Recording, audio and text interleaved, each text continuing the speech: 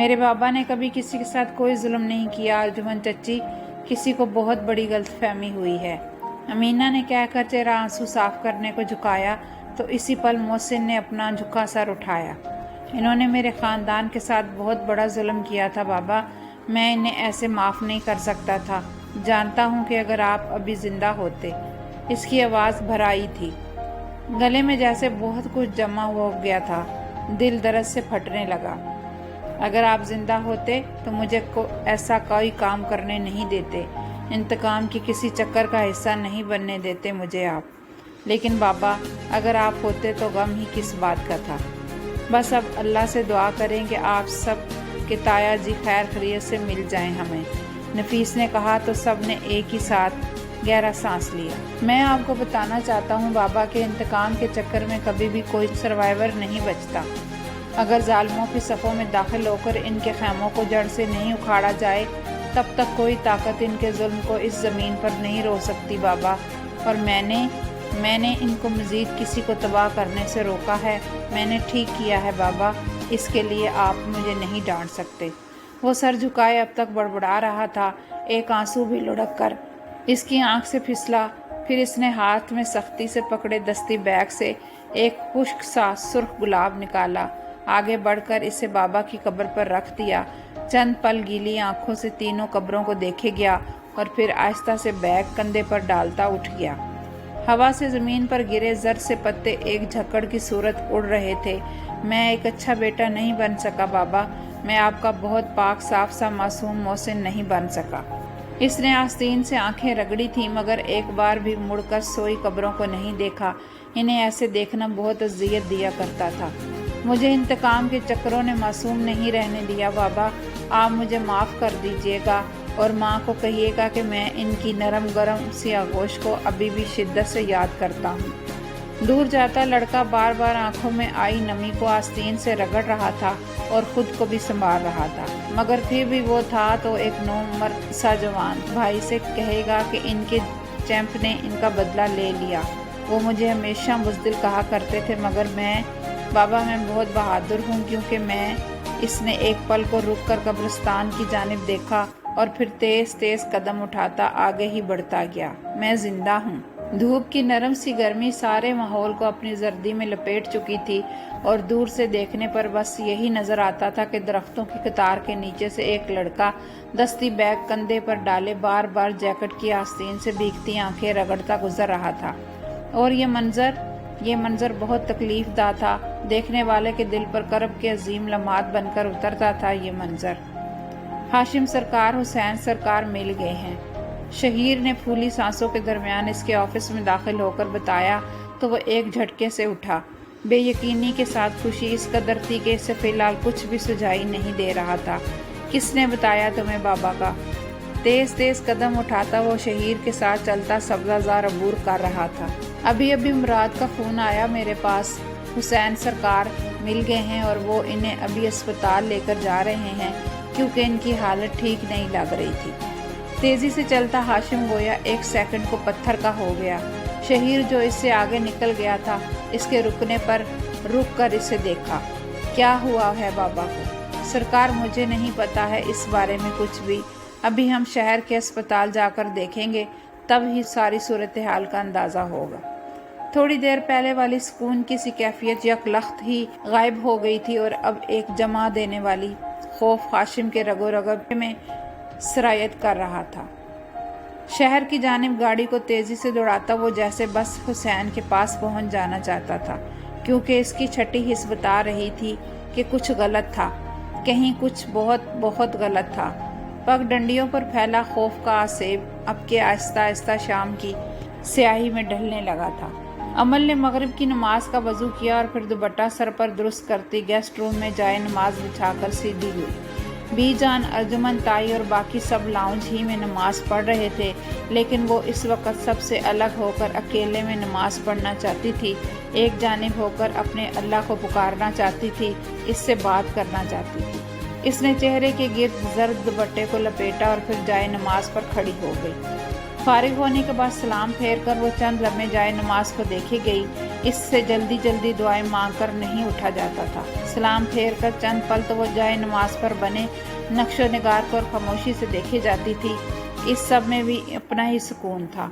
खामोशी थी। गहरा सांस लेकर इसने चेहरा ऊपर किया और फिर दोनों हाथों को फजा में बुलंद किया। इसी पल किसी ने गेस्ट रूम का दरवाजा बजाया था। वो जो दुआ मांगने ही लगी थी चौंक कर आंखें खोली। नफीस दरवाजे में इसे बहुत महवियत से तक रहा था। चेहरे के जख्म काफ़ी हद तक मंदमल हो चुके थे और वो पहले से काफ़ी बेहतर लग रहा था। इस दिन के लिए मैं माफ़ी मांगना चाहता हूँ। इसने गेस्ट रूम में आने की जसारत नहीं की थी। वली के पढ़ाए गए सबक लोगों को अक्सर यूं ही याद रह जाया करते थे। इससे भी याद थे। तुम्हें मांगनी भी चाहिए। इसका रूखा सा अंदाज पलट आया। ये फजूल सा इंसान इसकी दुआ में मुखिल हुआ था और जो दुआओं में मुखिल हो इनसे ऐसे वैसे ही चिढ़ती। मुझे वो सब तुम्हें नहीं कहना चाहिए था। बाद में मुझे बहुत अफसोस हुआ था इस सब पर। अमल सर झुकाकर कहा तो अमल ने इसे देखा। जो कहना है साफ साफ कहो नफीस, मैं पहले ही बहुत परेशान हूँ। बेजारियत से इसे टोका तो वो यकदम मुद्दे पर आया। मैं चाहता हूँ कि जो भी गलतफहमी हमारे दरमियान फैल गई है तुम इसे अपने दिल से निकाल दो। हमारा अब रिश्ता हो चुका है। मैं तुमसे कोई बदला नहीं लेना चाहता, ना ही मेरा तुम्हें मज़ीद तंग करने का इरादा है। मैं बस ये चाहता हूँ कि तुम मेरी तरफ से अपना दिल साफ कर लो। इसने एक पल को ज़र्द से लिबास में बेदाग से हुस्न वाली लड़की को देखा था। तुम्हें क्या लगता है कि बातें इतनी आसानी से दिलों से निकल जाती हैं? ये मेरा दिल है नफीस, कोई स्टोर रूम नहीं कि जिसमें जो सामान फालतू लगे इसे बड़े आराम से उठाकर बाहर फेंक दिया जाए। तुम्हें अंदाज़ा भी है कि तुम्हारी हरकत किस कदर घटिया और नीच थी। इसने वहीं जाए नमाज पर बैठे बैठे गर्दन इसकी जानिब फेर कर कहा था। साथ में वो इसे अफसोस से देख भी रही थी। मैं जानता हूँ, इसीलिए तो माफ़ी मांग रहा हूँ तुमसे। मुझे ऐसे नहीं करना चाहिए था। ठीक है, लेकिन मैं इतनी जल्दी माफ़ नहीं करती नफीस। तुम्हारी माफ़ी इसी शर्त पर हो सकती है कि जब तुम मुस्तकबिल के किसी भी रूहे से ये साबित ना करो कि तुम एक नहायत घटिया और बदतमीज़ इंसान हो। नफीस ने बेयकीनी से एक पल को चेहरा उठाकर इसे देखा। मैं तुम्हें पसंद करता हूँ अमल। अमल की कंपटियों तक में जलन मच गई थी। जिस रिश्ते में वो इसके साथ बंध गई थी, क्या कोई रास्ता था इससे निकलने का? पसंद करने से पहले अगर तुम इज्जत करना सीख जाते तो ये ज़्यादा बेहतर होता तुम्हारे लिए।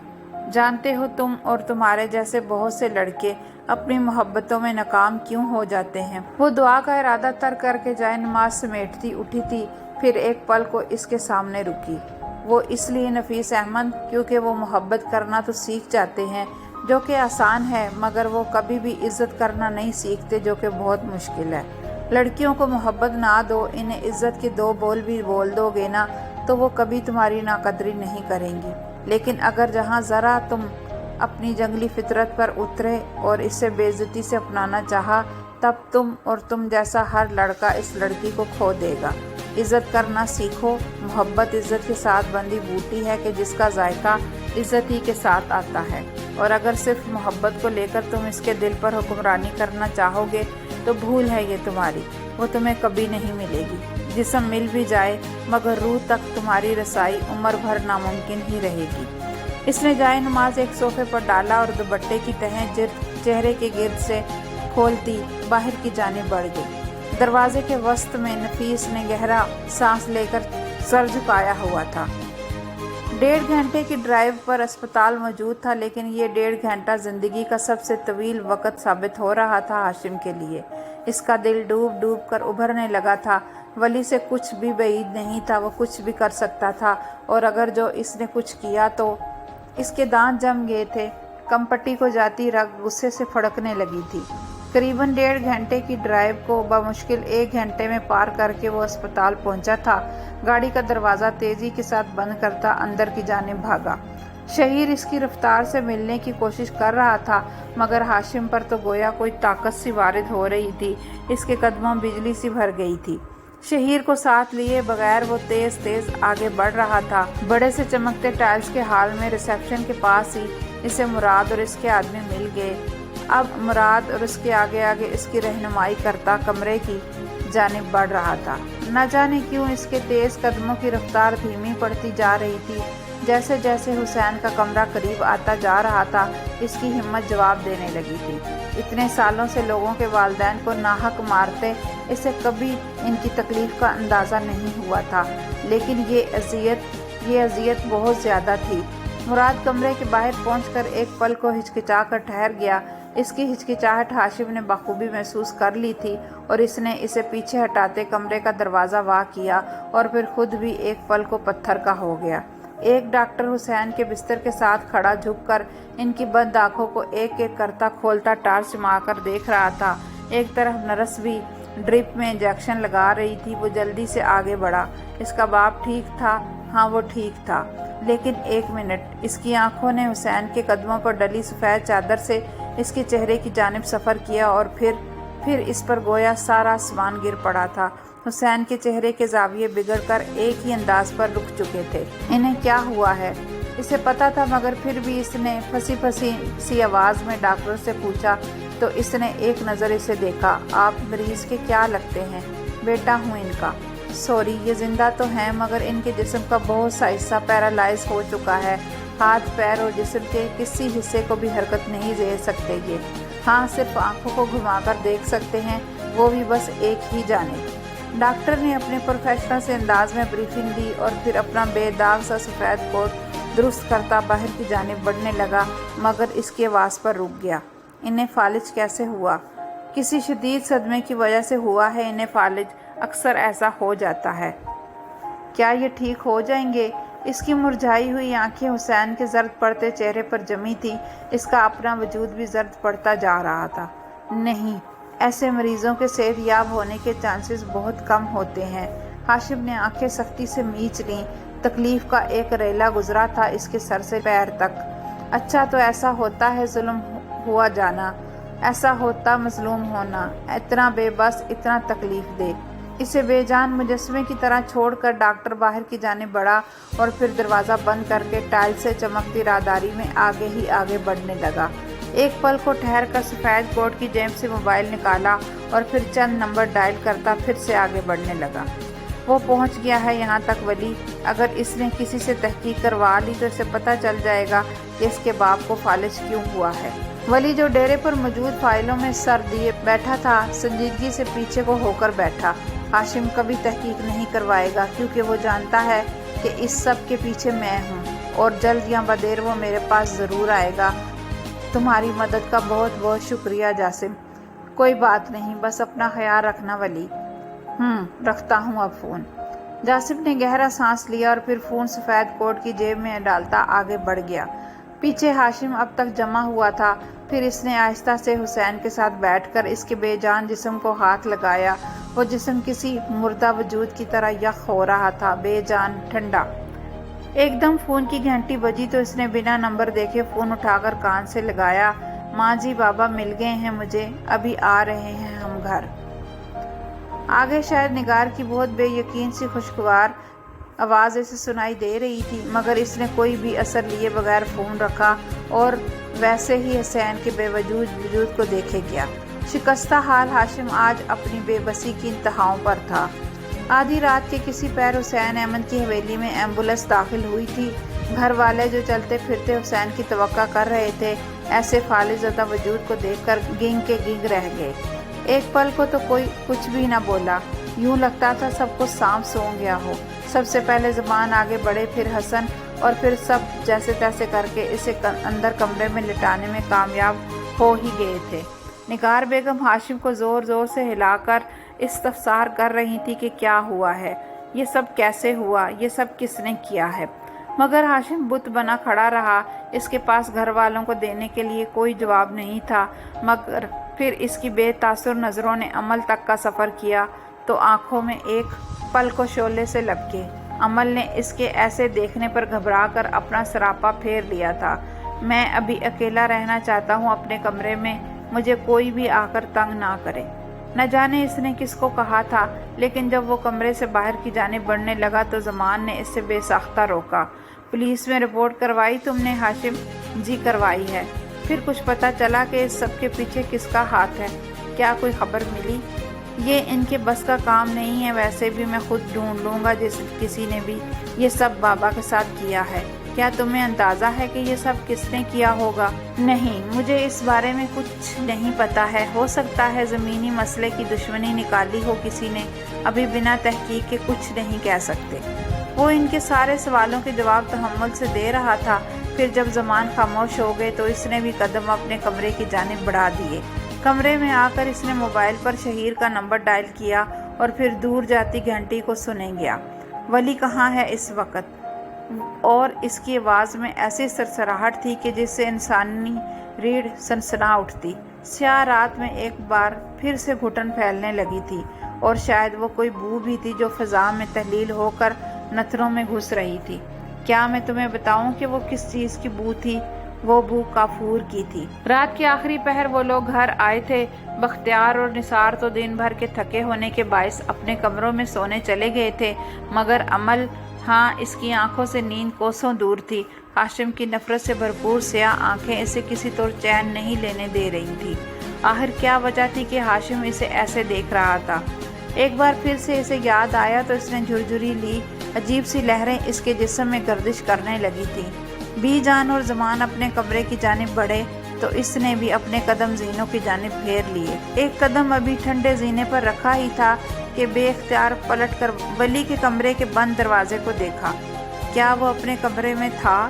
اس کے قدم خود بخود اس کے کمرے کی جانب مڑ گئے۔ دروازے کے قریب پہنچ کر اس نے ہلکا سا دروازہ بجایا، مگر جواب ندارد۔ وہ ایک پل کو ٹھہر گئی، پھر آہستہ سے دروازہ کھولا، مگر صاف ستھرا سا کمرہ انتہائی خاموش لگ رہا تھا۔ رات کے اس وقت کہاں ہے وہ؟ اس نے اچنبھے سے دیوار پر ٹک ٹک کرتی گھڑی کو دیکھا اور پھر یکدم پریشان ہوتے دل کے ساتھ باہر کی جانب بڑھ آئی۔ رات کے اس وقت کہاں تھا وہ؟ دھڑکتے دل کے ساتھ زینوں پر چڑھتی وہ اب کے مسلسل اسی کے بارے میں سوچ رہی تھی۔ دوسری جانب زمان اپنے کمرے میں راکنگ چیئر پر جھولتے کسی گہری سوچ میں ڈوبے ہوئے تھا۔ بی جان نے انہیں گرم دودھ کے ساتھ دوائیاں لا کر دیں تو انہوں نے گہرا سانس لے کر دوائیاں تھام لی۔ زمانی ان کے سامنے رکھے صوفے پر جا بیٹھی تھی۔ یہ تو طے تھا کہ آج کی رات کسی کو بھی نیند نہیں آنی تھی۔ کیا سوچ رہے ہیں زمان؟ ان کے ایسے پوچھنے پر انہوں نے نظریں کھڑکی سے باہر نظر آتے تاریک آسمان کی جانب پھیری۔ سوچ رہا ہوں زمانی کے قدرت کے چکر بھی کتنے عجیب ہوتے ہیں۔ انسان کیا سوچ رہا ہوتا ہے اور قدرت کیا سوچ رہی ہوتی ہے۔ ہماری منصوبہ بندی اور قدرت کی منصوبہ بندی میں کس قدر فرق ہوتا ہے نہ زمانی۔ جن مظالم کو کرتے بھاجی نے کبھی اپنے زوال تک کا نہ سوچا، آج وہ زوال بنا بتائے ان پر وارد ہو گیا اور ہم میں سے کوئی کچھ بھی نہیں کر سکا۔ ہم جیسے بااثر لوگ بھی کچھ نہیں کر سکے زمانی۔ قدرت جو طے کرتی ہے وہ ہو کر ہی رہتا ہے۔ بس سوچ رہا ہوں کہ کس بھیانک ظلم کا بدلہ تھا جو یوں پلٹ آیا، اتنی تکلیف اور اذیت کے ساتھ۔ وہ بولتے بولتے تھکنے لگے تو یکدم خاموش سے ہو گئے۔ زمانی نے بے اختیار گہرا سانس لیا تھا۔ انسان بھول جاتا ہے زمان، اللہ نہیں بھولتا۔ اب کے زبان نے گہرا سانس لیا تھا۔ بے شک وہ نہیں بھولتا، کبھی نہیں بھولتا۔ جانتی ہو ہمارے بابا ہمیں ہمیشہ نصیحت کیا کرتے تھے کہ ظلم سے خود کو ہمیشہ بچا کر رکھنا، کیونکہ باقی تمام گناہ معاف ہو جاتے ہیں، مگر کسی انسان کی ذات پر کیے بے جا ظلم بڑی تباہیاں لے کر آتے ہیں۔ آج دیکھو ہم کتنی بڑی تباہی سے دو چار ہو گئے زمانی۔ سب پلٹ آیا، کچھ بھی نہ بچا۔ لوگ پتہ نہیں خود کو خدا کیوں بنا لیتے ہیں، حالانکہ خدا تو بس ایک ہی ہے، اس ساری چلتی کائنات کا بادشاہ اللہ۔ کیوں نہ جانے یہ اس کے مقابلے پر آتے ایک پل کو نہیں سوچتے کہ انسان اور اللہ کا کوئی مقابلہ نہیں۔ جو بھی اس کے مقابلے پر آیا تباہ ہو گیا، اور جس نے اس کے آگے گردن جھکا دی وہ سرخرو ہو گیا۔ آج میرا بوجھ تلے دبا دل چاہ رہا ہے کہ میں دنیا کو چیخ چیخ کر بتاؤں کہ خدا را کسی پر ظلم نہیں کریں، کیونکہ یہ کسی اور پر نہیں اپنی ذات پر کیا گیا ظلم ہے، اور ظلم وہ ایک پل کو خاموش ہوئے تھے۔ ظلم پلٹ کر ضرور آیا کرتا ہے۔ ان کا دکھ زمانی کو مزید دکھ میں مبتلا کر رہا تھا۔ سیاہ رات میں زمان کے خاموش ہوتے ہی ایک بار پھر سے خاموشی پھیل گئی تھی۔ اوپر اپنے کمرے میں بیٹھی امل، ہاتھ کی ہتھیلی پر ایک عجیب قسم کا گہرا جامنی سا داغ تھا جو بڑھتا جا رہا تھا۔ वो इस दाग को देखकर खौफजदा होती थी, क्योंकि ये दाग अक्सर किसी अपने की मौत से चंद लम्हात पहले इसकी हथेली पर उभरा करता था, और जैसे ही वो बंदा मरता इसका दाग गायब हो जाता। इसकी हथेली पर एक सिक्के जितना जामनी सा दाग फैला हुआ था, और वो आंखें खौफ से फैलाए इस दाग को देख रही थी। क्या कोई मरने वाला था? और जैसे ही इसे ये ख्याल आया, इसकी रगों में दौड़ता लहू जमने लगा। इसने अपने ऑफिस का दरवाज़ा बंद किया और फिर कंधे पर डाली शाल को हाथ से दुरुस्त करता बाहर की जानिब बढ़ा। सब्जादार पर रोशन बत्तियों में इसका सफ़ेद बेदाग सा लिबास एक पल को नजर आया था। कंधे पर डाली कत्थई शाल एक जानिब से लटक कर झूल रही थी और दूसरा हिस्सा कंधे पर डाला था। इसने जैसे ही कदम आगे बढ़ाए तो ठटक कर रुक गया। हाशिम इसके ऐन सामने खड़ा था, बिल्कुल सामने। हवा से इसके माथे पर गिरे बाल उड़ रहे थे और हाशिम के कंधों पर गिरते बाल। क्या एक दफ़ा भी वो सब करते तुम्हें रहम नहीं आया वली? वो बाप था तुम्हारा। इससे फासले पर खड़ा लड़का जख्मी सा मुस्कुराया था। नहीं हाशिम, मुझे इस पर बिल्कुल भी रहम नहीं आया, जैसे इसे मुझ पर कई साल पहले रहम नहीं आया था। वो बाप था तुम्हारा। हाशिम धाड़ा। अब इसके चेहरे पर जमी मुस्कुराहट गायब हो गई थी। जमा देने वाले तासुरात ने इसके चेहरे का अहाता कर रखा था। मैं इसे अपना बाप नहीं मानता, क्योंकि बाप ऐसा हरगिज़ भी नहीं होता। इसने बाप होने का कोई हक कभी अदा नहीं किया हाशिम। वो सिर्फ तुम्हारा बाप है, सिर्फ तुम्हारा। हाशिम चंद पल इसे देखता रहा, फिर पीछे बंधे हाथों को सामने किया तो वली को सब्जाजार पर रोशन बत्तियों में चमकती रिवाल्वर नजर आई। इसने इसी सुकून से इसका चेहरा देखा। तो आज वही बेटा अपने बाप का बदला लेने आया है वली तुमसे। क्या मार दोगे जान से? इसने आराम से पूछा था। हाशिम ने इस पर तना हाथ मजीद ताना और खून आशोम नज़रों से इसे देखा। बिल्कुल। क्या तुम्हें लगता है कि मैं इससे कम पर राजी होऊंगा? इसकी कमपट्टी पर जमी पसीने की बूंदें बहकर इसकी गर्दन में लुढ़की थीं। देखते देखते इसका सारा जिस्म पसीने में नहा सा गया, मगर वली वैसे ही खड़ा रहा। इसने किसी किस्म के बचाव की कोशिश नहीं की थी। कई सालों बाद भी वो दोनों आज भी इसी दायरे में कैद थे, इसी मौत और ज़िंदगी के दायरे में। और आज किसी एक को मर जाना था। ये चक्कर इसी तरह ख़त्म होना था। ये इसी तरह ख़त्म हो सकता था। मैं नफ़रत करता हूँ तुमसे वली अहमद, बहुत नफ़रत करता हूँ मैं तुमसे। इसने ट्रैगर दबाया तो एक गोली हवा में तैरती आई और वली के कंधे में पेवस्त हो गई। खून के छींटे दूर तक उड़े थे। इसका वजूद झटका खा कर पीछे को लुढ़का। कहानी अपने इख्तिताम को पहुँच रही थी। मस्जिद के बाहर फेंका गया बच्चा आज मरने वाला था। क्या किसी की ज़िंदगी और मौत के दरमियान इतना फासला होगा जितना वली की ज़िंदगी और मौत के दरमियान था? एक और गोली फिजा में तैरती इस तक आई, मगर तकलीफ के बायस घुटनों के बल बैठने की वजह से वह गोली इसे छू कर गुजर गई। लेकिन शायद अभी हाशिम का इंतकाम पूरा नहीं हुआ था। इसने एक और गोली चलाई और वो गोली वली के पेट को चीरती अंदर जा घुसी। रगों में गोया जलन का सा एहसास बरपा था, एक ना ख़त्म होने वाली जलन का एहसास। अभी वो तीसरी गोली इसके दिल पर मारने का इरादा रखता था कि किसी की गाड़ी डेरे के बाहर रुकी तो वह सरपट बाहर की जानिब दौड़ा, अपनी गाड़ी का दरवाज़ा खोला और कांपते वजूद के साथ गाड़ी में बैठते ही गाड़ी भगाकर ले गया। वली ज़मीन पर गिरा दर्द से करा रहा था। खून उबल उबल कर इसके सफ़ेद लिबास को दागदार कर गया था। अच्छा, तो ये अंजाम था इसकी कहानी का। ठीक हुआ इसके साथ। यही तो वो अंजाम था जो इसने सोच रखा था। तकलीफ से इसकी आंखें बंद होने लगी। अमल ने खिड़की का कपट वार किया, मगर रात की घुटन कम नहीं हुई। इसके हाथ पर फैला जामनी सा निशान अब के सिमटने लगा था और देखते ही देखते इसका निशान यकदम गायब हुआ तो वली की आंखें मुकम्मल तौर पर बंद हो गईं। कहानी ख़त्म हो गई थी। मगर फिर इसने महसूस किया कि कोई इसे उठाकर कंधे पर लाद रहा है। कोई था जो इसे लेकर दौड़ रहा था। इसकी बंद आंखों ने इस शख्स को देखने की कोशिश की, मगर इसे इसका चेहरा समझ नहीं आया। फिर इसने स्ट्रेचर ठंडे फर्श पर घसीटे जाने की आवाज़ सुनी। अस्पताल की ठंडी राहदारी में किसी के तेज़ कदमों की आवाज़। डॉक्टर इसके आसपास खड़े बिनबिनाहट में बात कर रहे थे।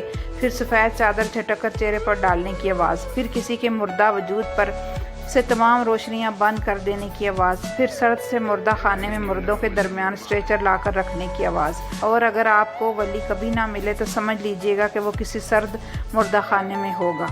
असगर की गाड़ी डेरे की जानिब बढ़ रही थी। अभी वो डेरे से कुछ ही फासले पर था कि इसे गन फायर होने की आवाज़ आई। एक इंतहाई भयानक सी आवाज़। जो रात की तारीकी को चीरती इसकी समात में उतरी तो इसकी परेशानी पर बल उभरे। गाड़ी तेजी से डेरे के आगे रोकी तो टायर चरचरा उठे और अभी वो गाड़ी का दरवाज़ा तेजी के साथ खोलता बाहर की जानिब भागा ही था कि लड़खड़ाता हाशिम बाहर निकला और 1 सेकंड की भी देर किए बगैर गाड़ी में बैठकर गाड़ी भगाकर ले गया। इसका अंदाज असगर को बुरी तरह चौंका गया था। हाशिम वो भी रात के इस पहर वली के डेरे पर।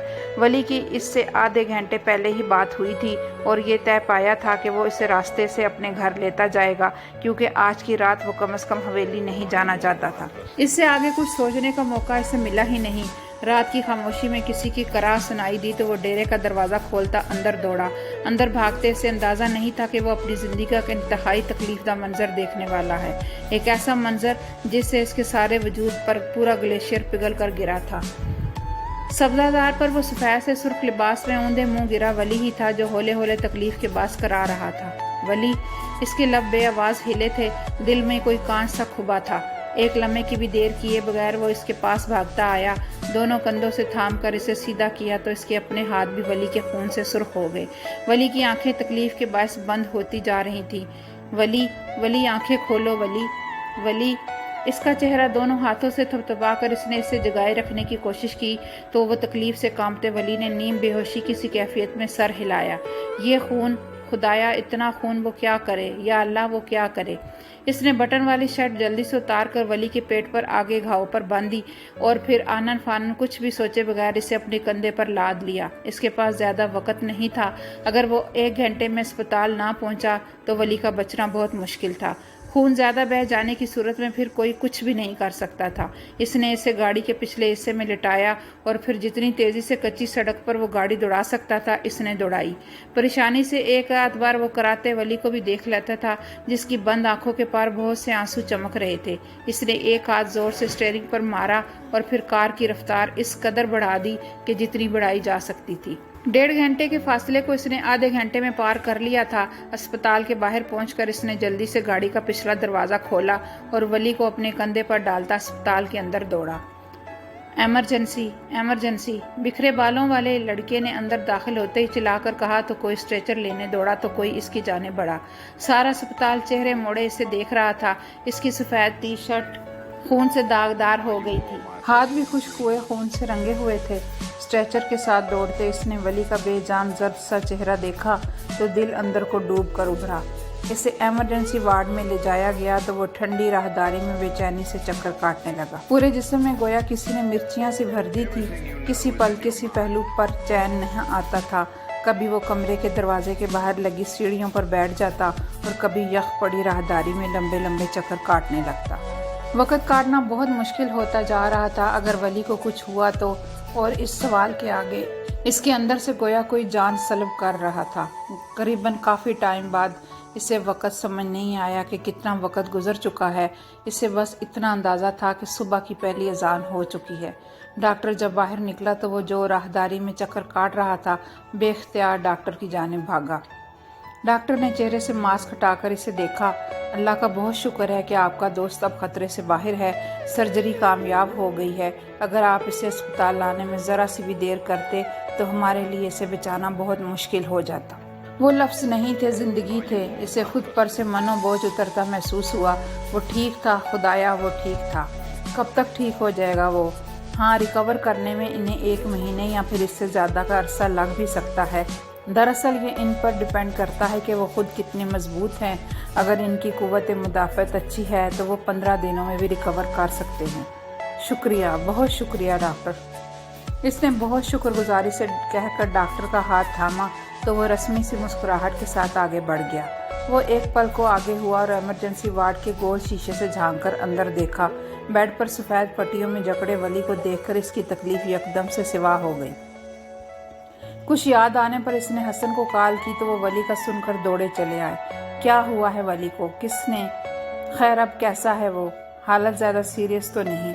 हसन ने एक साथ इससे बहुत से सवाल किए तो इसने इनकी तसल्ली करवाई। डॉक्टर की बताई गई सारी पुरसकून बातें इनके गोशगुजार की तो हसन की चढ़ती परेशानी कुछ कम हुई। आहिस्ता से गहरा सांस लेते वो इसके साथ आ बैठे थे। शुक्र है मालिक का कि तुम दुरुस्त वक्त पर पहुंच गए। शुक्र है परवरदिगार का। ان کے لبوں سے شکر کے بول نہیں ہٹ رہے تھے کہ یکدم لبوں پر مٹھی جمائے اصغر اٹھ کھڑا ہوا۔ اسے ایسے اٹھتے دیکھ کر حسن نے بمیں سکیڑی تھی۔ کہاں جا رہے ہو؟ ایک کام ہے بابا، آپ یہاں ولی کے پاس رہیں، میں ابھی 1 گھنٹے میں فارغ ہو کر آتا ہوں، ابھی آتا ہوں کچھ دیر میں۔ اس نے آدھی ادھوری بات کہہ کر باہر کی جانب دوڑ لگائی تو وہ اسے پیچھے سے آوازیں دیتے ہی رہ گئی، مگر اس نے پیچھے مڑ کر نہ دیکھا۔ کچھ فاصلے پر واقع گھر سے اس نے ایک بٹن شرٹ اٹھائی اور ولی کے خون سے داغدار ہوئی سفید ٹی شرٹ کو تبدیل کیے بغیر سیاہ شرٹ پہن لی، پھر گاڑی کچے راستوں کی جانب ڈال دی۔ ابھی اسے ایک بندے سے اپنا حساب چکتا کرنا تھا۔ رات کی پریشانی اب غصے میں تبدیل ہو کر اس کی پیشانی پر چمک رہی تھی۔ ابھی فجر کی نیلی روشنی بالکل تازہ تھی۔ دور دور تک نیلی سی روشنی میں ڈوبے گاؤں کے کئی گھروں سے اٹھا پٹک کی آتی آوازیں پتہ دیتی تھی کہ لوگ جاگ چکے ہیں۔ اس نے بغیر کسی دقت کے گاڑی ہاشم کے ڈیرے کے باہر روکی اور پھر زور سے دروازہ بند کرتا باہر نکل آیا۔ وہ حسب توقع ایک قتل کرنے کے بعد اپنے گھر جانے کے بجائے یہیں پر تھا۔ اس نے آفس کے اندر کی تاریکی کو نیم وا دروازے سے دیکھا اور پھر بنا کسی بات کیے بغیر آگے بڑھا اور ٹیبل کے پیچھے لگی کرسی پر آنکھیں موند کر بیٹھے بے خبر ہاشم کو گریبان سے پکڑ کر اٹھایا۔ اس سے پہلے کہ وہ سمجھتا کہ ہو کیا رہا ہے، اس نے 1 2 3 یک کے بعد دیگرے اس کے چہرے پر گھما گھما کے مکے مارے تو پہلے ہی بے حال ہوئے ہاشم کے 14 طبق روشن ہو گئے۔ ہوش میں آتے ہی جیسے ہاشم کو سمجھ آیا کہ اس کے ساتھ ہو کیا رہا ہے، اس نے اسے پوری دقت سے دھکا دیا، مگر اصغر ریسلر تھا، جنوں بھوتوں کی سی طاقت تھی اس کے بازوؤں میں۔ ایک جھٹکے کے بعد وہ اتنی ہی قوت سے آگے بڑھا اور 5 انگلیوں کا جمع مکہ جب ہاشم کی پسلیوں پر مارا تو یکدم پیچھے کی جانب گھسیٹتا ہوا گرا۔ اس نے بے رحمی سے اس کے گریبان سے پکڑ کر اسے اٹھایا اور اس کا سر دیوار میں دے مارا۔ ہاشم کا سر بری طرح چکرایا تھا، اس نے اسے اب کے پوری قوت سے دھکا دیا تھا۔ اصغر لمحے بھر کو لڑکھڑا کر پیچھے کو لڑکا۔ ہاشم سر سے آتے خون کو ہاتھ سے دباتا ٹیبل کے پیچھے رکھی موٹی سی ہاکی کی سٹک کی جانب لپکا۔ اصغر نے ایک جھٹکے سے آگے بڑھ کر اس سے پہلے ہاکی سٹک جھپٹی اور پھر کسی بھوکے شیر کی طرح اس پر ابل پڑا۔ ہر دفعہ اتنی قوت سے اس کے جسم پر سٹک ماری کہ ہاشم کے جسم میں طاقت کا آخری نقطہ بھی پگھل کر گرنے لگا۔ اس کی آنکھیں اس قدر تشدد پر بند ہونے لگی تھی۔ وہ یکدم گھٹنوں کے بل گرا تو اس نے آگے بڑھ کر اس کا چہرہ بالوں سے جکڑ کر اوپر کو اٹھایا۔ میرے دوست کو اگر آئندہ ہاتھ لگایا نہ سالے تو کھڑے کھڑے زمین کے اندر زندہ درگور کر دوں گا۔ ایک آخری بار اس نے ہاکی سٹک گھما کر اس کے منہ پر ماری تو اب کے ہاشم بری طرح چکرا کر زمین پر گرا۔ اس نے چند لمحے سے اسے دیکھا اور ہاکی سٹک اس کے گرے وجود پر نفرت سے پھینکی۔ 1% بھی اس سے اپنے کیے پر افسوس نہیں تھا۔ ایسا تھا تو پھر ایسے ہی صحیح۔ ہاشم زمین پر کراتا ہوا لوٹ رہا تھا۔ آس پاس صرف صاف ستھرے سے آفس کی حالت بکھر چکی تھی۔ الٹی پڑی میز، ہاتھا پائی کے دوران ادھر ادھر کو گری کرسیاں، کاغذات، گلاس، سب کچھ زمین پر ہاشم سمیت اوندا پڑا تھا۔ اس نے آستین سے پیشانی پر آیا پسینہ صاف کیا اور پھر باہر کی جانب قدم بڑھا دیے۔ نیلی سی روشنی میں ایک دوست نے اپنی ایک دوست کا بدلہ لے لیا تھا اور ایسا بدلہ لیا تھا کہ اگلے کئی دنوں تک تو ہاشم سے ایک نوالا بھی نہیں چبایا جانا تھا۔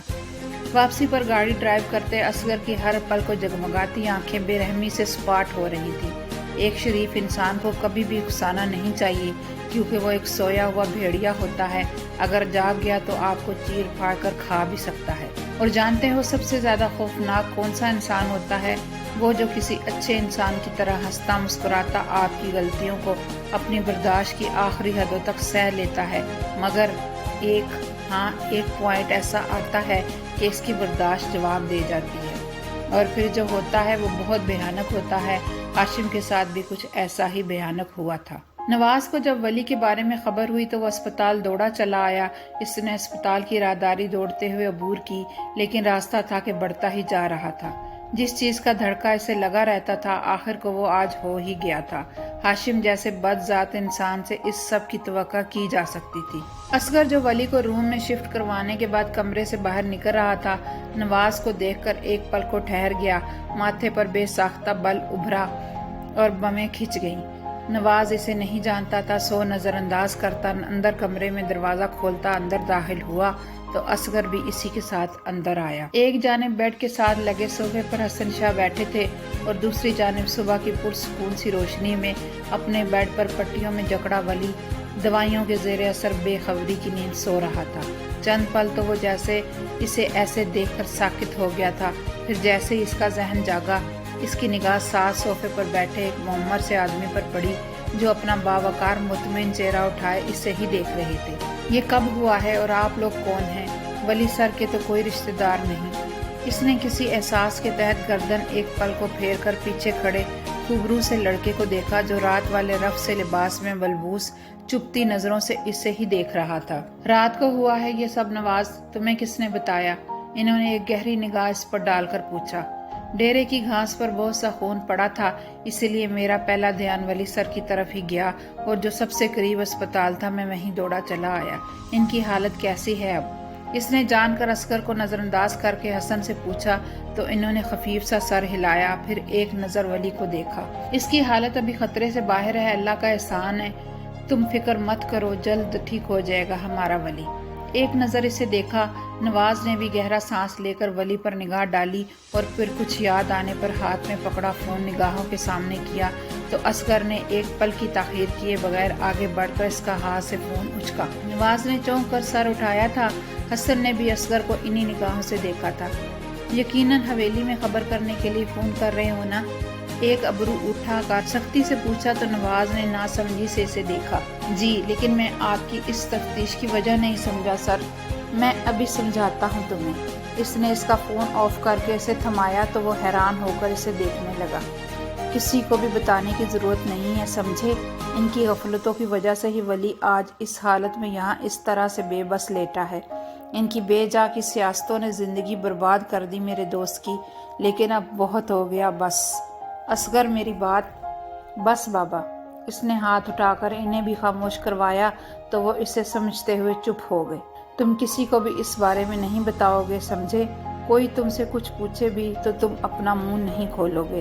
ان حویلی والوں نے بہت منمانیاں کر لی ہیں اپنی، اب میں انہیں کچھ نہیں کرنے دوں گا، اور تم ابھی کے ابھی جاؤ اور جا کر سارے ثبوت ڈیرے سے مٹاؤ۔ مجھے اگر کسی اور سے بات کرنے کی بھی بھنک مل گئی تو تم گئے نواز۔ اس نے کہہ کر اپنا رخ ولی کی جانب پھیرا تو وہ جو سنجیدگی سے اس کی بات سن رہا تھا ایک پل کو آگے کو ہوا، پھر ایک زرق نگاہ اس کی آنکھوں میں گاڑی۔ یہ فیصلہ ولی سر کا ہی تھا، انہیں کسی نے فورس نہیں کیا تھا کہ خود کو کسی انتقامی کارروائی میں گھسیٹ کر یہاں تک پہنچ جائیں۔ کیا سردار بابا نے کبھی انہیں یہ سب کرنے کے لیے کہا، یا پھر وہ انہیں اس سب کے لیے تیار کرتے رہے؟ آپ کو کیا پتا ہے سر؟ آپ کچھ نہیں جانتے اس بارے میں، اس جنگ کے بارے میں، اور یہ جنگ ہاشم نے شروع کی تھی اور اسے ختم ولی سر کریں گے۔ یہ بات انہیں سردار نے نہیں کہی تھی اور نہ ہی انہوں نے ان کی تربیت ایسی کی ہے، تو آئندہ اپنے منہ سے کچھ بھی نکالنے سے پہلے 100 دفعہ سوچ لیجئے گا، کیونکہ میں ولی سر اور سردار بابا دونوں کا وفادار ملازم ہوں۔ آپ ولی سر کے کیا لگتے ہیں میں نہیں جانتا، لیکن ولی سر جو سردار بابا کے لیے ہیں اس سے میں بخوبی واقف ہوں۔ تصویر کے کبھی بھی ایک رخ کو دیکھ کر کہانی نہیں سمجھی جاتی۔ ایک نگاہ غلط اس پر ڈالی اور فون آن کرتا باہر کی جانب بڑھا تو وہ غصے سے پیچ و تاب کھاتا اس کے پیچھے باہر کی جانب لپکا۔ سیکھو اس سے کچھ، کتنے سبھاؤ سے کتنی صاف اور سیدھی بات کر کے گیا ہے وہ، اور ایک تم ہو اصغر، دماغ کے بجائے ہاتھوں سے سوچتے ہو۔ ان کی آواز پر اس کا دروازہ کھولتا ہوا ہاتھ ہوا ہی میں معلق رہ گیا تھا، پھر وہ اتنی ہی تیزی سے ان کی جانب گھوما۔ اس کے ہمیشہ سے پرسکون بابا آج بھی اسے اتنے ہی سکون سے دیکھ رہے تھے۔ اور اس جنگلی کا کیا کروں؟ بیڈ پر لیٹے ولی کی جانب ہاتھ سے اشارہ کیا۔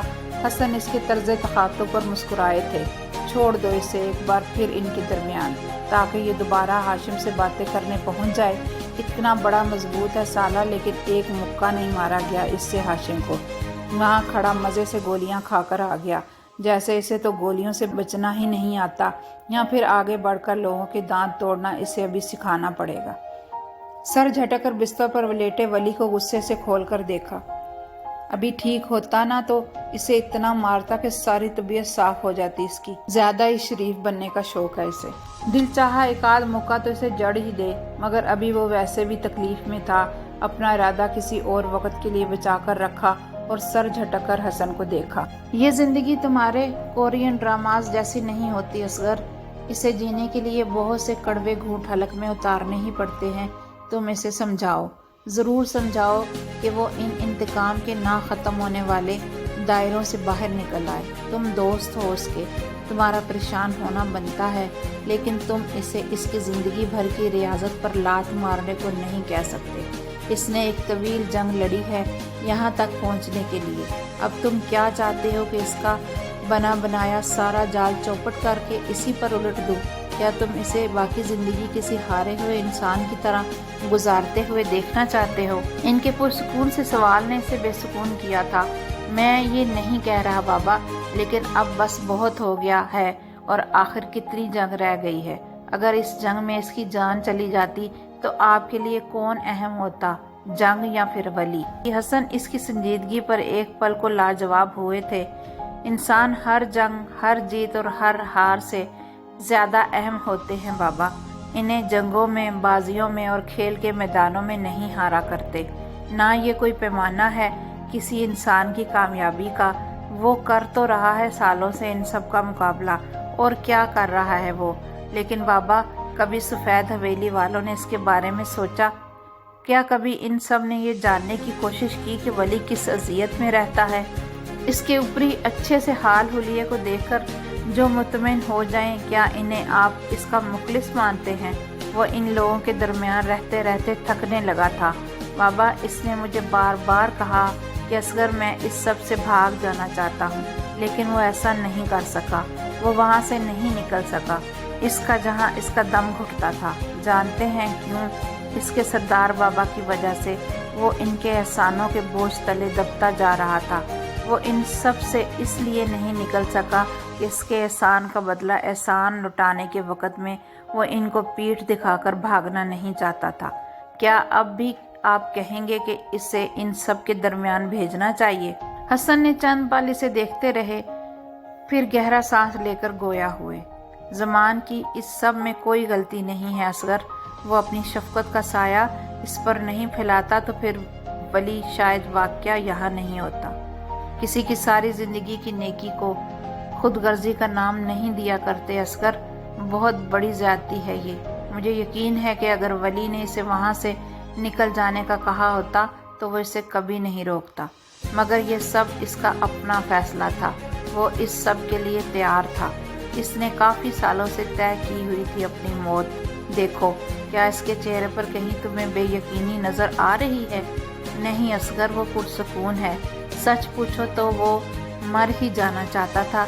जब इसे गोलियां लगी थी तब वो 1% भी बेयकीन नहीं था। मुतमिन था कि अब ज़िंदगी का अज़ाब ख़त्म हो गया, लेकिन अभी इसकी जंग ख़त्म नहीं हुई। अभी इसका किरदार पूरा नहीं हुआ। तुम अपने दोस्त का साथ दो, ना कि यूं इसकी हिम्मत को तोड़ो। इसने गहरा सांस लेकर बेड पर दराज वली को देखा था। कभी कभी तो आप सब मुझे एक ही जैसे लगते हैं बाबा, आप, वली और वो हाशिम। इंतकाम की जंगें लड़ते कभी थकन नहीं होती आप लोगों को? मुस्तकिल मौत की जाने बढ़ती ज़िंदगी को आखिर आप कैसे यूं बेलगाम छोड़ सकते हैं? क्या यह ज़िंदगी इतनी अर्जा है? इसके लहजे का अफसोस हसन को बखूबी समझ आ रहा था। वो उठे, फिर इसके सामने आ खड़े हुए। इसने वली से अपनी नज़रें फेर कर इन्हें देखा था। इंतकाम की जंगों से ज़्यादा थका देने वाली और कोई जंगें नहीं हुआ करती असगर। हम अजीम लोग हैं, मैं, वली और वो हाशिम भी, जो इस सारे अरसे की थकन खुद पर लाद कर ज़िंदगी को खुश उसलूबी से गुजार रहे होते हैं। हम गुनहगार हैं, लेकिन हम जितना बड़ा सर्वाइवर इस कायनात में कहीं नहीं। तुमने कभी इंतकाम की चाह का बेचैन सा सुकून नहीं महसूस किया ना असगर? इसीलिए तुम नहीं जानते कि ये क्या चीज़ होती है। खुदा तुम्हें इंतकाम के चलते हर चक्कर से महफूज रखे। हल्का सा मुस्कुरा कर इसे देखा और फिर बाहर की जानिब बढ़ गए। वो अब खिड़की से अंदर को झांकती चमकती रोशनी में वली की बंद बंद आंखों को देख रहा था, जिनके पार शायद मौत का वही रक्स जारी था कि जिसे सोचकर भी हड्डियां चटक जाया करती थी। हवेली में ये खबर किसी आग की तरह फैल गई थी कि वली को गोलियां लगी हैं और वो अस्पताल में है। नवाज की बात सुनकर बीजान बेदम सी सोफे पर गिरी थी। ज़बान अलबत्ता मजबूती से खड़े रहे, अगरचे इस खबर पर ان کا حوصلہ جواب دے گیا تھا، مگر وہ پھر بھی بغیر کوئی تاثر دیے نواز کو دیکھے گئے۔ کون سے اسپتال میں ہے ولی؟ دل لرز گیا تھا یہ سوال کرتے ہوئے، لیکن یہ وقت کمزوری دکھانے کا نہیں تھا۔ پیچھے زینوں سے اترتی عمل کے قدم زنجیر ہوئے تھے۔ اس نے صرف یہی سنا تھا کہ ولی اسپتال میں ہے۔ اس کا ریکنگ پر جمع ہاتھ وہیں ساکت ہو گیا۔ صبح کی روشنی میں سفید حویلی دم سادے کھڑی تھی۔ چلیے میں لے چلتا ہوں آپ کو سردار بابا۔ نواز کے کہنے پر وہ یکدم ہی آگے بڑھے تو بی جان بھی انہی کے ساتھ اٹھی۔ میں بھی جاؤں گی زمان آپ کے ساتھ۔ اور پھر کسی بھی جواب کا انتظار کیے بغیر وہ اپنے کمرے کی جانب بڑھی تو عمل ان کے پیچھے گئی۔ وہ روتے ہوئے اپنی چادر الماری سے نکال رہی تھی۔ بی جان کیا ہوا ہے ولی کو؟ اس کی آواز کسی کنویں سے آ رہی تھی۔ بی جان نے آنکھیں رگڑتے ہوئے دوپٹہ اتار کر فوراً چادر اوڑھی اور ہر آن ان کا دل لرز جاتا تھا۔ ابھی نواز نے آ کر بتایا ہے کہ اسے رات کو کسی نے گولیاں ماری ہیں، اسپتال میں ہیں ابھی۔ پتہ نہیں کس نے میرے بچے کو اس بے دردی سے مارا ہے۔ خدا ہاتھ توڑے اس کے، میرے بچے کو اذیت دیتے پتہ نہیں کون سی تسکین ملتی ہے سب کو۔ وہ روتی جا رہی تھی اور بد دعائیں دیتی جا رہی تھی۔ ان کا صبر تمام ہو گیا تھا۔ ولی کی تکلیفیں دیکھ کر عمل تو گویا سن ہو گئی، بلکہ جھپکانا گویا یاد ہی نہیں رہا۔ وہ اسپتال میں تھا اور اسے گولیاں لگی تھی۔ کیا بی جان نے یہی کہا تھا؟ اس نے خالی سا چہرہ اٹھا کر بی جان کو دیکھا جو عجلت میں کمرے سے باہر نکل گئی تھی۔ وہ بھی ان کے پیچھے بھاگتی آئی۔ اسے بھی جانا تھا، اسے بھی دیکھنا تھا اسے۔ وہ اس کی ہر اذیت میں ساتھ ہوتا تھا تو اسے بھی ان کے ساتھ ہونا چاہیے تھا، مگر وہ ابھی زبان کو کیسے کہے کہ وہ بھی جائے گی۔ اس نے لب وا کیے مگر آواز حلق ہی میں اٹک گئی۔ ان فاصلوں اور زنجیروں میں قید اپنے وجود پر اتنا غصہ آیا کہ دل کیا کہ خود کو ختم کر لے، لیکن وہ کچھ نہیں کر سکی۔ چلو زمانی دیر ہو رہی ہے، زمان نے کہا اور تیزی سے باہر نکلتے چلے گئے۔ بی جان بھی اتنی ہی تیزی سے ان کے پیچھے نکلی تھی۔ کسی کو بھی وہ یاد نہیں تھی کتنی ہی دیر صوفے کی پشت پر وہ کھڑی رہی۔ نورا کے ہلانے پر ہوش آیا تھا اسے۔ بی بی یہاں کیوں کھڑی ہیں؟ اس نے خالی نظروں سے نورا کو دیکھا اور پھر اس کی کوئی بات کا جواب دیے بغیر اوپر بھاگتی گئی۔ ابھی وہ صرف اس کے لیے دعا کرنا چاہتی تھی، بے تحاشا، بے حد اور بے حساب۔ وہ اس کے لیے دعا کرتے وقت خود کو بھول جانا چاہتی تھی۔ ہاں، وہ ایسا ہی کرنا چاہتی تھی۔ اس نے کمرے میں آ کر خود کو وضو کے پانی سے بھگویا اور پھر 10 بجے کے قریب جائے نماز بچھاتی وہ آنسوؤں سے رو پڑی۔ ضبط کی بھی حدود ہوا کرتی ہیں، لیکن قدرت اس کے ضبط کو بس اب آزمائے جا رہی تھی۔ اس میں اتنی ہمت نہیں تھی۔ اس کی سکت اب آہستہ آہستہ سلب ہو رہی تھی۔ اپنے ٹوٹتے وجود کو اس نے بمشکل سنبھال کر جائے نماز پر کھڑا کیا، مگر آنسو بے تحاشا بہتے جا رہے تھے۔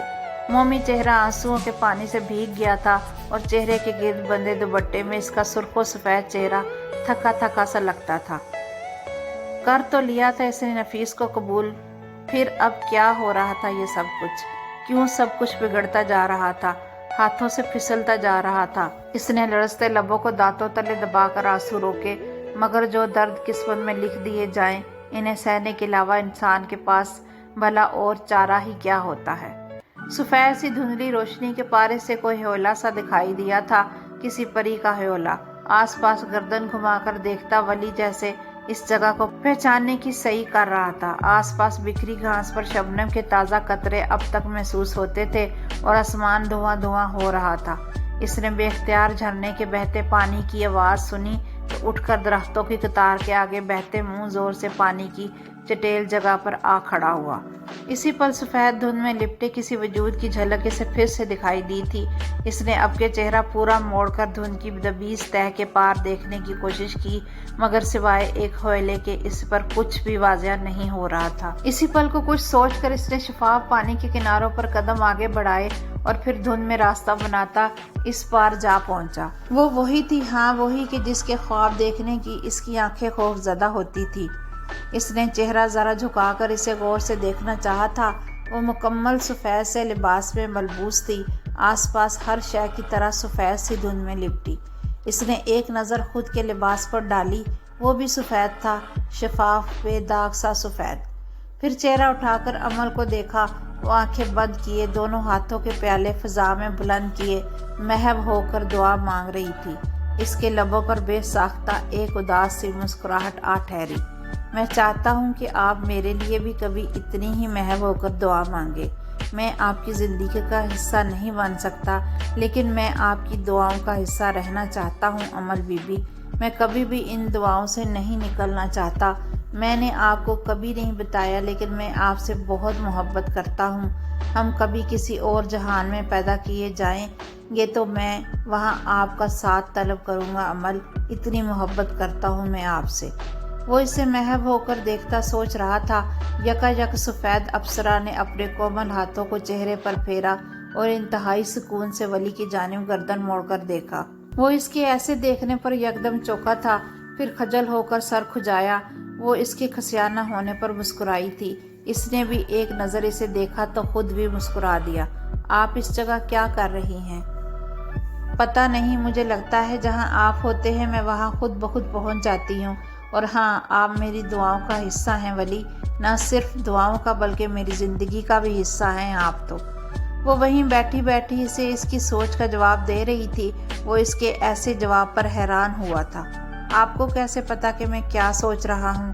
یہ خواب ہے نا ولی، اور خواب میں تو سب کچھ ممکن ہوتا ہے۔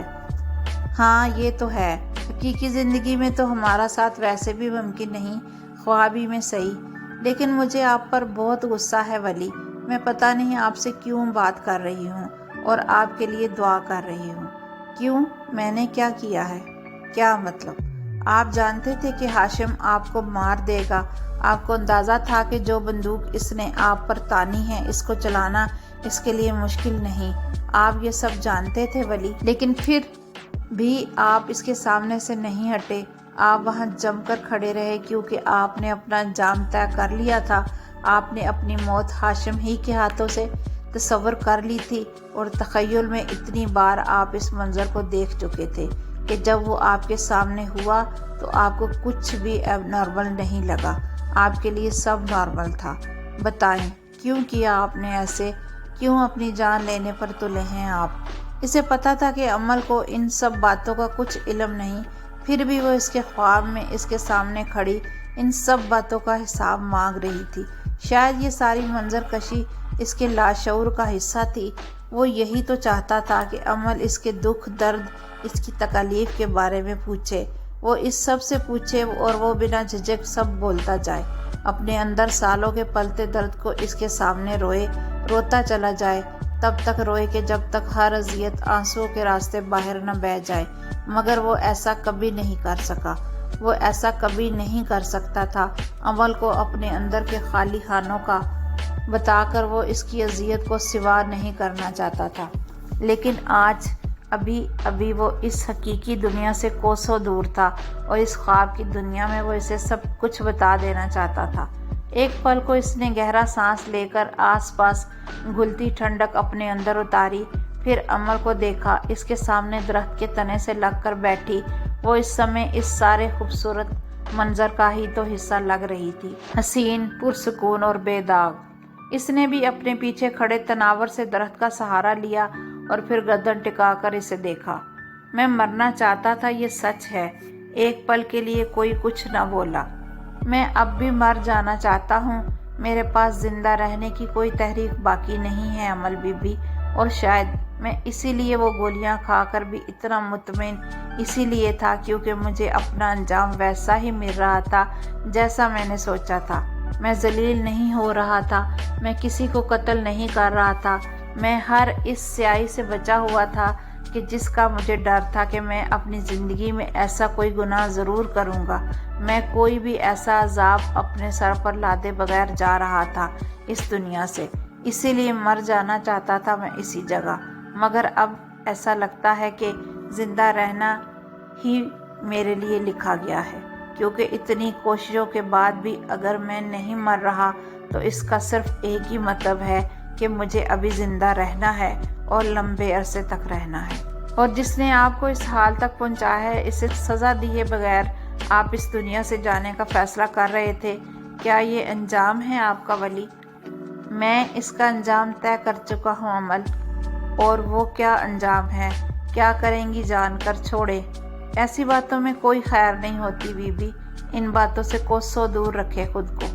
آپ ان سب کو جھیلیں اور میں اس سب سے خود کو کوسوں دور رکھوں، کون سا انصاف ہے یہ؟ سامنے گھٹنوں کے گرد بازو لپیٹ کر بیٹھی لڑکی خفا ہوئی تھی۔ ولی اس کی خفگی پر مسکرا کر سیدھا، ابھی وہ اسے کچھ کہنے ہی لگا تھا کہ یکایک عمل کا سفید بے داغ سا لباس خون آلود دھبوں سے بھرنے لگا۔ اس نے چونک کر اپنے لباس کی جانب دیکھا، سفید لباس اس کے خون سے داغدار ہو رہا تھا۔ اسے پھر سے وہی جلن ہونے لگی تھی جو اس رات گولی لگنے پر اس کی رگوں میں پھیل گئی تھی۔ وہ یکدم گھٹنوں کے بل بیٹھا، عمل کا لباس خون کے دھبوں سے داغدار ہوتا جا رہا تھا۔ اس نے بے یقینی سے اس کے خون آلود لباس کو دیکھا، مگر وہ اس خفگی سے اسے دیکھ رہی تھی۔ منظر بدلنے لگا، وہ ڈیرے کی گھاس پر گرا، درد سے لوٹ رہا تھا، تکلیف سے اس کی آنکھیں بند ہونے لگی تھی۔ سفید دھند ہر جانب پھیلنے لگی، ساری آوازیں کہیں پیچھے رہ گئیں، جھیل کا بہتا شفاف پانی اور عمل کی پاکیزہ سی مسکراہٹ، سب کچھ پیچھے رہ گیا تھا۔ بس کچھ سامنے تھا تو وہ ولی کا خون آلود لباس اور رگوں کو چیرتی درد کی انتہا۔ اسپتال میں آنکھیں بند کر کے لیٹے ولی کے اس پار درد کی لہریں اب تک بے قابو تھیں اور وہ زرد چہرہ لیے خاموشی سے آنکھیں موندے ساری دنیا سے بے خبر سو رہا تھا۔ نگار بیگم نے بامشکل حسین کے منہ میں دلیے کا چمچ ڈالا، مگر منہ کا زاویہ بگڑنے کی وجہ سے کوئی بھی غذا اندر کو نہیں جاتی تھی۔ ابھی بھی سارا دلیا ہونٹ کے کنارے سے گر کر سارے کپڑوں کو خراب کر رہا تھا۔ نگار نے غصے سے دلیے سے بھرا پیالہ سائڈ ٹیبل پر پٹکا اور پھر دوپٹے میں چہرہ چھپا کر پھپک کر رو پڑی۔ کتنی ہی کوششوں کے بعد بامشکل حسین نے 3-4 دنوں میں 1-2 چمچ لیے تھے اور باقی کا تو سارا تو کپڑوں پر گرتا رہتا تھا۔ اسی وقت شازیہ کمرے میں داخل ہوئی تو اس نے ماں کو ایسے روتے دیکھ کر گہرا سانس لیا تھا۔ اب رونے کا کیا فائدہ ماں جی، اب تو کچھ بھی نہیں ہو سکتا۔ اب بابا ساری زندگی ایسے ہی محتاجی کی زندگی گزاریں گے۔ اگر تم بھی اس طرح ہمت ہار جاؤ گی تو کون ہمت کرے گا پھر؟ ادھر ہاشم کو دیکھو، پتہ نہیں کس سے لڑ کر آیا ہے، سارا چہرہ سارا جسم زخمی ہوا ہے۔ اسپتال جانے کا بولو تو چیخنے چلانے لگتا ہے، اوپر سے تمہارا بھی 24 گھنٹے کا رونا بند نہیں ہوتا۔ بس کر دو، اب سمجھوتا کرنا ہی پڑے گا تمہیں ان سب کے ساتھ۔ اس نے کمرہ سمیٹتے ہوئے اکتا کر کہا تو نگار نے آنسوؤں سے بھیگا چہرہ اٹھایا، پتہ نہیں کس کی نظر کھا گئی میرے گھر کو، اللہ غرق کرے ان سب کو۔ نگار بیگم کا اب یہ تقیہ کلام بن چکا تھا، کاش کہ کوئی انہیں بتا سکتا کہ بلا وجہ کی بد دعائیں انسان پر پلٹ آتی ہیں، شاید ان کی بد دعائیں بھی پلٹ کر ان پر آ رہی تھی۔ جس نے بھی کیا ہے سکھ سے تو خیر وہ بھی نہیں رہے گا، ساری زندگی کا عذاب لیا ہے اس نے اپنے سر، اللہ پوچھے گا اسے تو۔ اپنے ہنستے بستے گھرانے کو یوں تنکوں کی طرح بکھرتے دیکھ کر اس کا ہاتھ دل پر پڑا تھا۔ ایک لمحے کو نگاہ حسین پر پڑی تو کلیجہ منہ کو آیا، دل پر بوجھ بڑھنے لگا۔ ہاشم کو کیا ہوا ہے بھلا، وہ کیوں ایسا کرنے لگا؟ کیا پہلے ہی اب زندگی میں پریشانیاں کم ہیں جو وہ بھی میرے لیے پریشانی کا نیا گڑھا کھود رہا ہے؟ نگار بیگم نے گہرا سانس لے کر دوپٹے سے چہرہ رگڑا اور سائڈ ٹیبل پر دھرا پیالہ پھر سے اٹھا لیا۔ ان 3-4 دنوں ہی میں وہ بہت بوڑھی اور تھکی تھکی سی لگنے لگی تھی۔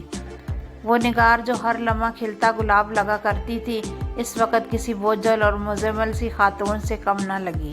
میں نہیں رہ سکتی اب اس ماحول میں، اور شام ہی میں اور امینہ اپنے گھر جا رہے ہیں، فون کر دیا ہے میں نے بختیار کو، لینے آ جائیں گی وہ ہمیں، اور خدا کے لیے ماں جی، اس نے ہاتھ جوڑ کر ماتھے پر رکھے تھے، مجھے مت روکنا گھر جانے سے، اکتا گئی ہوں میں اس ہر وقت کے قبرستان والے ماحول سے۔ ایک بیزار نگاہ ماں باپ پر ڈال کر وہ کمرے سے باہر نکلی تو نگار بیگم کی ٹھنڈی آہ بہت بے ساختہ تھی۔ زندگی ایک ہی رات میں کیا سے کیا ہو گئی تھی، تلپٹ بے رونق تھکا دینے والی۔ دلیا ایک بار پھر سے بہہ کر لباس کو خراب کرنے لگا تو حسین کی دائیں آنکھ سے آنسو پھسلا، اور اب بچا ہی کیا تھا سوائے ساری زندگی کے رونے کے۔ دوسری جانب بی جان نے اپنی مغرب کی نماز سے سلام پھیرا تھا، عمل بھی انہی کے ساتھ انہی کے کمرے میں نماز پڑھ رہی تھی۔ انہوں نے دعا کے لیے ہاتھ اٹھائے تو ولی کا چہرہ سامنے آتے ہی آنکھیں بھر گئی۔ اس نے بھی سلام پھیر کر ان کی جانب دیکھا تو اس کی اپنی حالت عجیب ہونے لگی تھی۔ وہ ٹھیک ہو جائے گا بی جان، انشاءاللہ۔ اللہ کا شکر ہے کہ وہ فی الحال خطرے سے باہر ہے، ہوش بھی آ جائے گا جلدی سے، آپ بس دعا کریں انشاءاللہ۔ بی جان سے زیادہ بات نہیں کی جا رہی تھی۔ حلق میں جمع ہوتے آنسو بھلا کب کوئی بات کرنے دیتے ہیں۔ انہیں تسلی دے کر وہ جائے نماز سمیٹتی اٹھ کھڑی ہوئی تھی۔ ابھی اسے پھر سے کئی گھنٹے اپنے کمرے میں بند ہو کر اس کے لیے دعائیں مانگنی تھی، وہ دعائیں جو کبھی رد نہیں کی جاتی۔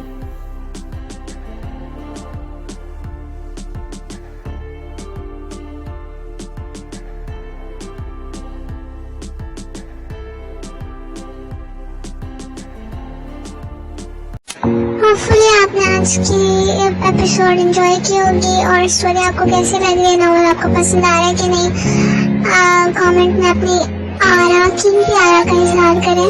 I'll be waiting for you guys۔